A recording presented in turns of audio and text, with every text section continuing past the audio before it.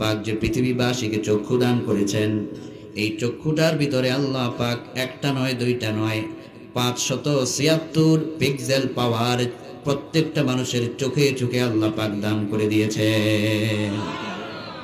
পৃথিবীর বিজ্ঞান বলেছে একটা চক্ষু একই সময়ে 10 মিলিয়ন তথা 1 কোটি রকমের কালার, একটা চক্ষু একই জায়গায় বসে 1 কোটি রকমের কালার একটা চক্ষু মানুষের শনাক্ত করে বলে দিতে পারে এটা লাল, এটা কালো, এটা সবুজ। সুবহানাল্লাহ।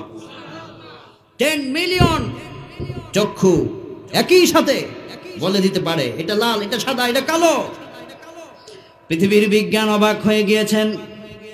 আল্লাহ পাক সুবহানাহু ওয়া তাআলা এই দুটা চক্ষু একসাথে 1 কোটি রকমের কালার কিভাবে শনাক্ত করতে পারে, কিভাবে চোখের মধ্যে এত পাওয়ার তৈরি হলো, পৃথিবীর বিজ্ঞান গবেষণা করে অবাক হয়ে গিয়েছেন।